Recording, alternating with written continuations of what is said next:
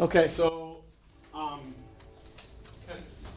know that there's a lot of stuff right now. You're feeling a little bit stressed with all the different formulas and steps and procedures. I think that the best way to use your resources for this test are to use the practice problems that we have done, not go trying to flip through your book. Because I didn't do examples I didn't use the wording that the book used. I think your best bet is to have that formula sheet that has the words on it, and to have, we did 4 pages full of problems last week.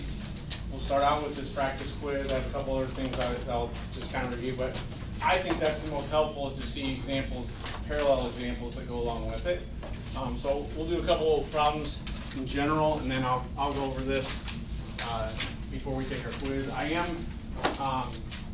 said this in the email. If you're not checking your email regularly, please find a way to do that, because you had no idea that I put this practice test out because you don't check your email.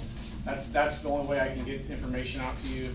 And so keep checking it, because as we get closer, I'll keep trying to add things in, little helpful reminders. But the examples that we go through, they're going to follow right along with it. I think you're going to think this is a little easier. In the email I said I'm going to give you an hour for the test, and then I'm going to cut it off in an hour, and we should again be done before our time is up. So if you didn't get done in that hour, you can finish after that. But it's hard for me to tell. Like it's hard to have that test at the beginning and figure out the time. I don't want to have it at the end and have to stay later if you need more time. So we're going to do the test. The new material is kind of quick because we're going to use a computer to do the calculations. So we'll head to the computer lab. And once you see how to do the calculations, the steps are pretty easy. So there won't be any formulas that you have to use. So you just have to type in numbers in Excel. So you won't have to keep your formula straight. So this, you may not find this funny, but I do a little bit. Math teacher jokes. So I'm moving into my new classroom today at Goshen, and I may have told you that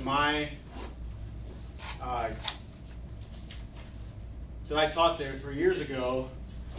Well, the class that I'm in is not the room that I was in before, but it is the teacher who I am replacing was teaching the class that I had taught first. And so the only thing that was left in this classroom were all my old stuff that I left behind in the first place. So I was going back through all these things. And in the meantime, I was emptying my few boxes that I brought from Concord. Well, the only college stuff that I saved, which I'd forgotten I saved it, was my wife and me get rid of everything, because I used to save it all, and then so I saved Prob and Stats. That's the only folder I saved. So I opened up, this is from 1994. I opened up, when I opened the folder, this was the page that I opened to. Confidence intervals. I thought that was kind of ironic, and also then you can see like the way it's, so you recognize the picture and you recognize the symbols, but this is how it looks like when you're a math person. They try to make it even more confusing, but it's really not. When somebody helps you through it a little bit, it's really, that person was trying to make it a little too complicated. But you can see that there are T scores here, which is what our next topic is. I found a quiz too that I took that I actually did pretty good on, but have no idea. I didn't look at it that close, but I evidently did okay, but no idea what any of this really means anymore. This is what it looked like. We had an honor system that the professor left the room when we took a test, and we had to sign this. What I remember most about that class is somebody got caught cheating on a take-home and didn't graduate from college. Oh my God. So it was, I don't know if I remember any of the probability or statistics, but this is what a test looks like when I took it, which is why I probably never got a really good practical understanding of probability or statistics until I actually taught them myself and broke them down. But anyway, that's a little reminiscent moment. I guess I did okay. April 22nd, 1994. This was like our last test before the final, probably. So anyway, now back to the real stuff. So I've had a few questions about just general, and this kind of was the topic from chapter 7 with percentiles, and some people had questions on their homework. Again, if you can go back and open the homework again, I don't know, there's a little quirk to doing that, but you have to, somebody said you have to scroll down to the bottom and then it's a new PDF file or something, because it converts whatever you have to a PDF. But I put comments on all the problems that you miss. I correct them or say this is, make sure you add this, and I'm grading them that way so that you get feedback. But if you don't, you gotta go back and look at that to get that feedback. This was one that was missed quite a bit, so we'll just do one. We're gonna, let's say there was some test and the average score was 75 and the standard deviation was 10. And they said, okay, somebody scored in the 75th, let's make a weird number, 73rd percentile. Which means they were in the 73% of the breakdown. And so the question is going to be, what was their score? Eventually that's what it's going to get to. But all this is a z-score question, because if you can figure out where the z is for that, then you could convert it back. Okay, there's two ways we find z. One way is if we know the mean and the average and the standard deviation, we can do it that way. The other way is if we have a percent, we can look on our table after we make a nice picture and figure out what the z is and use that to convert the score. Okay, so if the mean is 75, for z-scores, that means the z is 0 right here, right? So that means a score of 75. There's kind of similar things here. So all I need to know is that I'm above the mean. So I'm right here, and I'm 23% above the mean. This is 50%, that's 23%. So you go to your chart and look at where it's either 23% to the mean or 27% to the tail and find that z-score. So what is that z-score? 0.61. What is it? 0.61. 0.61? It is. Oh, yes. People agree? I mean, you kind of have to pick between 0.61, 0.62, somewhere in there. 0.63, 0.60. Okay, so if I know my z-score, I can convert to a raw score using the formula that says raw score from a z-score. It's right below the z-score formula. It's the same formula. If you like algebra, you see they just rearranged it. Okay? So the raw score would be z is the number of standard deviations. So it's the z-score, the number of standard deviations times the standard deviation plus our average. So this is how much it differs from the average, but we add that to the average. Kind of connects to confidence intervals. It's a similar formula to confidence interval. The only thing we use confidence interval, we use standard error and sample mean. So I'm 0.61 standard deviations times my standard deviation plus 75. So in other words, I'm starting at 75, and this z sigma stuff tells me how far I'm moving. Okay? So, was that 81.1? Well, this is 6.1. Okay? So that means we know that this person scored an 81.1, and that was in the 73rd percentile. Okay? The question could have said, they scored an 81.1, what percentile is it? So then you use the other formula and you convert your raw score to a z-score, and then you go to the percent chart. Okay? So let's just pretend, let's make a different, when we do it with a different number, but we can. So let's say you got an 81.1 minus the mean. So this is sample minus mean, then you divide it by the standard deviation, and that would give us our z-score of 0.61, and then you go back to your table and you figure out what percent that is. Okay, so it's all kind of circular. Your whole goal is, do I know the z-score? If I know the z-score, I'm done with the problem except for answering what the question is asking as far as, do I need percents, do I need to convert to raw scores? If they don't give you a z-score, then you find the z-score. Okay? So this ends up being 0.61. So it all kind of works. They could have asked that question either way. Okay? Now, the other part that we did with the normal curve like this was the question would have been, okay, they scored in the 73rd percentile. What percent of the people scored below their score? Well, I just add these together. 73. What percent scored above? 27. The third one is the one that's probably the most confusing. What scored at least as extreme as they scored? So that's taking the same thing over here. And instead of having 50 now, we put our 27 and 23. So at least as extreme, that means 54% of the people scored either as high as they did or higher, or equally as low or lower, because it's normal distribution. Okay, so there's symmetry. That kind of goes way, that was the tail end of the previous test, was converting z-scores. But then we used them with hypothesis testing, and it got a little muddy in there, and then I want to make sure that we're okay with that. Okay? So if you don't have the z, say, I need to find the z. How am I going to find the z?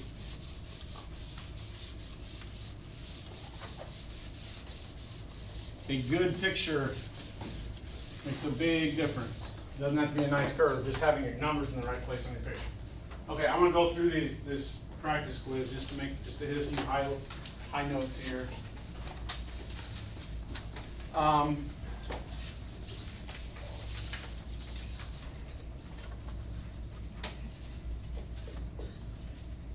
So this kind of goes along with the same question. We know the z-score, negative 0.89. So if you look at my picture, I have everything I need to have to answer the question. Above it, boom, below it, at least as extreme. Basically, you're doubling the tail if you're looking for a shortcut. You're doubling the tail there. Okay? And as far as rounding, you're going to see different rounding here. My best suggestion on rounding is just don't round too early. And then if you go to 2 decimal places at the end, that's good. But don't round everything really early and then you end up with being off. I didn't mark anything wrong. I can tell, if I see your work, I can tell if you rounded differently than me early, and I'm not going to mark off for that. If you just have an answer and nothing else on a problem, then it's hard to tell if it's off by 1 because of rounding or it's off by 1 because of the work. So if you're wondering, nobody got marked off for rounding on any of the homework questions. So just show your steps. Even just little easy steps are fine. Okay, so one hypothesis testing with the z, so this kind of gets at just finding the z. This was not actually testing, but hypothesis testing with the z. This is a good example to have with you, or you can have one of the other 2 that we did. You name your 2 populations. You got the one you know everything about and the one that you only know a sample about. So I call them the general people and the special spitters.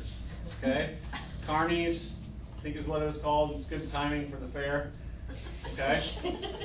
In my town, it was called Canal Days because the Wabash Erie Canal went through my town. There's actually just a ditch next to the highway anymore, but my favorite carny was one who was drinking chloroseptic. He just had a bottle of chloroseptic, he'd lose his voice, so as he'd get hoarse, he'd go gargle it around, and then he'd start yelling again. And lots of good times at Canal Days. Null hypothesis, we say they're equal. In other words, there's no difference in the means. And the research hypothesis, we're saying there is some kind of a difference. We're going to keep it simple. We didn't do any inequalities. Okay? So this is the symbolic. Their means are the same, their means are not the same. Or you can write it in words, it's fine. Okay? So we identify the population mean. You're always going to calculate standard error, because that is the standard deviation that's adjusted for a sample. Step 4 is always going to be negative 1.96 to 1.96. We're always going to do 5%. Okay? Basically, if you get to that point, then this question becomes the same as number 3. The z-test is just finding z and see if it fits in between your intervals.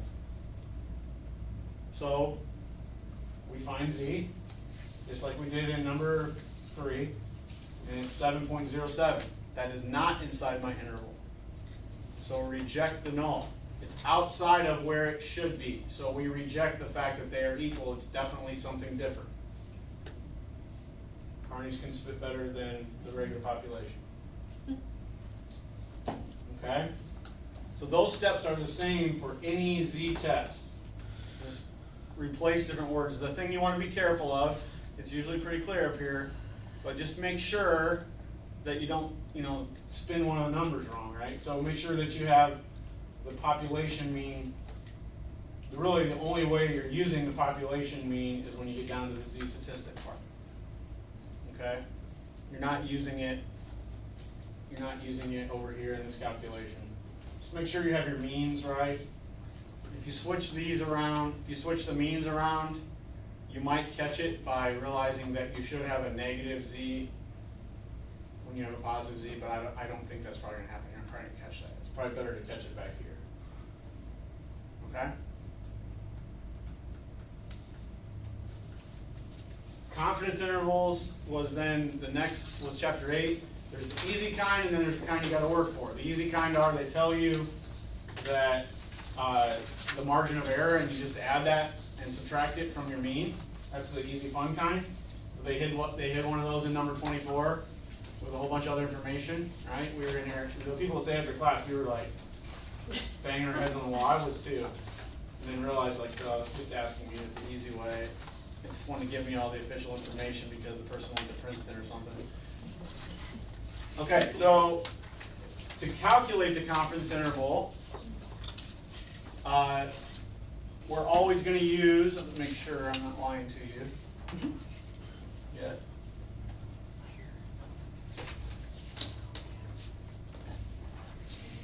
We're going to use one of the standard deviations that we did for our example. So for 95%, it was negative 1.96 and 1.96. Where do those, do you guys remember where those numbers come from? Z-table, right? Yep. Looking for the tail, right? So if it's 95%, that means there's 2.5% in the tail. The only thing from your book that I would use is the Z-table. That would be the only thing that I would suggest using. And if you want, 80% confidence interval means that there's 10% in each tail. Where's that at on the Z chart? If you didn't already mark those next to those numbers the other day, you might want to do that because they're usually nice round numbers. Where's the 80% at on your? 1.2. What's that, 1.28? Yes. About 1.28. A couple people made mistakes on the homework by using 20% for 80%, but it's 10 in each one, so it's all, because we always do two-tailed stuff. 90% would be 5 in each tail, so that would be about 1.64 and negative 1.64. You recognize those numbers. How do you decide which way to go? Like, do you go to 4.95 or do you go to 5.05? It doesn't matter. It doesn't matter. No. Because I could. Right. If you're using, so you would probably Stay use under 100%, technology. you go You're fine. 4.95. You're fine. I would say if you did 1.6, 1.63 or 1.64 or 1.65, if you don't want to commit, you can do 1.64, 1.645. But either one. I think on the examples I did 1.64, but if you did 1.65, it's okay. Again, showing where those numbers, like showing that number right there, then I'll know that, okay, it wasn't this number, wasn't out blue. That probably wouldn't change that much anyway. So thinking back to that problem we did over with the standard deviations, This is the same formula, it's only for distribution of means. There's our standard deviations. That's what these are. And instead of using standard deviation, we use that standard error calculation. So anytime there's a confidence interval, you got to calculate standard error. And we'll lead you into that on the test. We're like, hey, find the standard error. Wonder why I did that. Oh yeah, to do this confidence interval. Okay?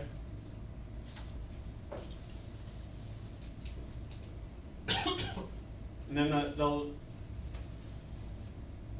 the last part was, this is still Z test, sorry, this is Z. So if you were doing this problem as a full-on hypothesis Z test, it's probably going to be rejecting the null hypothesis, right? It's negative, it's going to be, you're not going to have a range that's really more than 3 standard deviations outside of the mean is really, really far. And the last part was the Cohen's difference, the difference in the means. That's what the D stands for, the difference in the two means. And we don't care about whether it's positive or negative, we just care about what the number is. So this is a -1, but it's the same as 1. And so then you go to your chart and see that's a large effect. Okay? And this is, in a picture, a large effect. If you remember, the story was they're in a room and you can see the differences in the height. A large effect, you can see the differences in the mean. Okay? A small effect means that the distributions are really close together. It doesn't mean they are statistically insignificant. Okay? It depends on what you're looking at. It's just called effect size. It's what happens when you compare these means. Okay?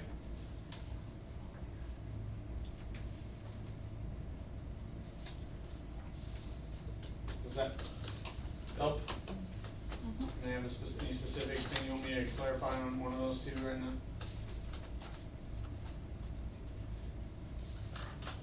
So, after the test, if you want, I have a handout for you. If you want to look at it, if you've looked at the t-test PowerPoint or notes, that's fine. If you haven't, that's okay too. I made a checklist, 1-page checklist. There's two kinds of. It's called a t-test. We had z-test, now it'll be t-test. I made a checklist for the two things. If you want to look in your book and follow it, but the book is really confusing. If the PowerPoint would make more sense. But I'm going to go through the kind of a quick example, and then we're going to on the computer, and then we'll do a lot of it in the lab. Okay.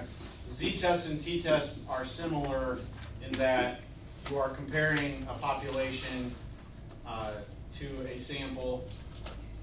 In a t-test, there's just less information. So there's times where we use one and not the other.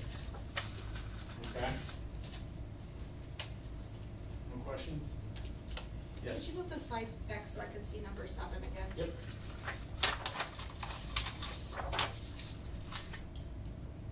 So under the 40 squared, The square root of 40? the square root of 40, sorry. Yep. I had 6.324, not the 1.58. I had those numbers reversed for some reason. I don't understand why.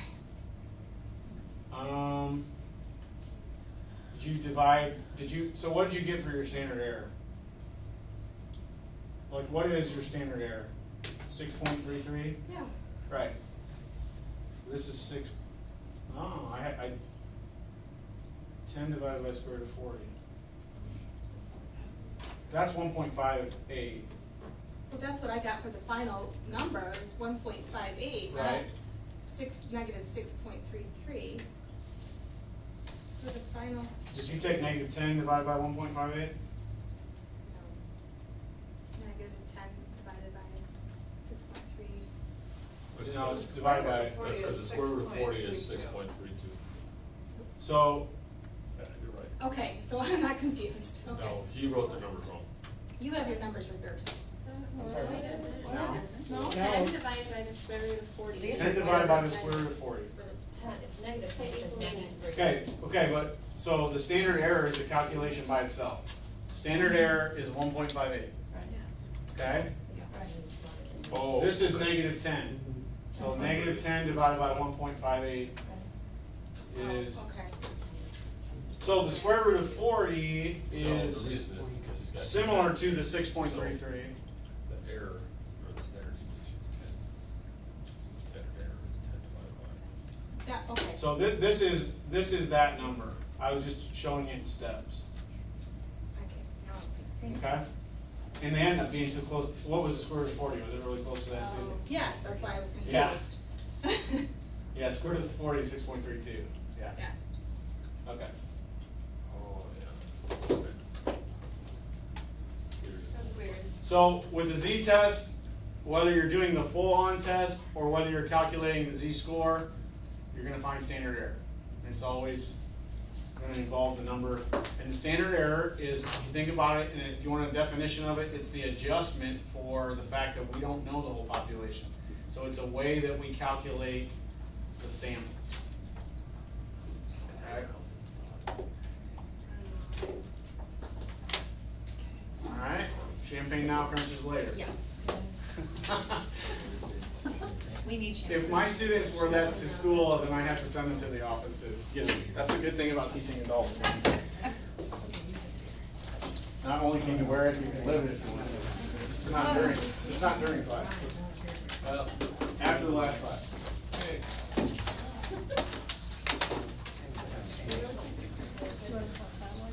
Did you say we really can't drink at school?